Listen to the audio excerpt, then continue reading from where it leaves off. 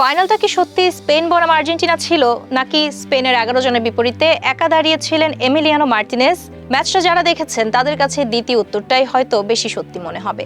ভাঙা আঙ্গুল নিয়েই বিশ্বকাপ ফাইনালে নেমেছিলেন এমি, আর সেই চোট নিয়েই একের পর এক আক্রমণ ঠেকিয়ে করেছেন 11টি সেভ।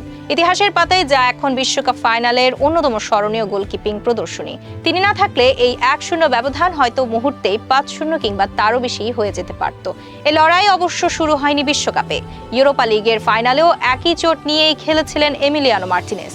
ক্লাবকে শিরোপা এনে দিলেও তার মূল্য দিতে হয়েছে জাতীয় দলকে। পুরো টুর্নামেন্ট জুড়ে সেই ইনজুরি নিয়েই খেলতে হয়েছে তাকে।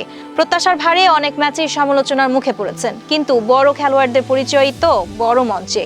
সবচেয়ে গুরুত্বপূর্ণ দিনেই সব সমালোচনার জবাব দিয়ে দিলেন তিনি। স্কোরবোর্ড শুধু বলে আর্জেন্টিনা হেরেছে, কিন্তু স্কোরবোর্ড কখনোই বলে না একজন গোলকিপার কতবার নিজের শরীর ছুঁড়ে দিয়েছেন দলের স্বপ্ন বাঁচাতে। বলে না কতবার নিশ্চিত গোলকে অসম্ভব সেভে ফিরিয়ে দিয়েছেন। বলে না ভাঙা আঙুলের যন্ত্রণা চেপে রেখেও কিভাবে শেষ মিনিট পর্যন্ত লড়ে গেছেন একজন যোদ্ধা। ফাইনালের আগেই এমি জানিয়েছিলেন তার হাত পুরোপুরি সুস্থ নয়। চিকিৎসকদের পরামর্শ ছিল অস্ত্রোপচার, কিন্তু সেটি করলে অন্তত 3 থেকে 6 মাস মাঠের বাইরে থাকতে হতো। তাই ব্যথাকে সঙ্গী করেই দেশের জার্সি গায়ে তুলে নিয়েছিলেন তিনি। কারণ কিছু খেলোয়াড়ের কাছে দেশের জার্সি শুধু একটি পোশাকই নয়, সেটাই তাদের সবচেয়ে বড় পরিচয়। ফাইনালে গোলকিপার হয়েও তিনি 70 বার বল স্পর্শ করেছেন, ঝাঁপিয়ে পড়ে করেছেন 9টি সেভ, আরও 14টি বল রিকভার করেছেন। প্রতিটি মুহূর্তেই যেন একাই প্রতিরোধ গড়ে তুলেছিলেন স্পেনের আক্রমণের বিপক্ষে। একসময় মনে হচ্ছিল তিনি একাই ম্যাচটাকে টাই ব্রেকারে নিয়ে যাবেন।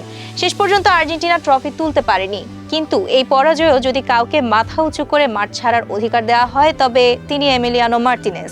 কারণ কখনো কখনো ট্রফি জেতা যায় না, তবুও হৃদয় জিতে নেওয়া যায়। আর এই ফাইনালে এমি ঠিক সেটাই করে দেখিয়েছেন। তিনি চ্যাম্পিয়ন নন, কিন্তু লড়াইয়ের প্রতীক হয়ে থাকবেন বহুদিন।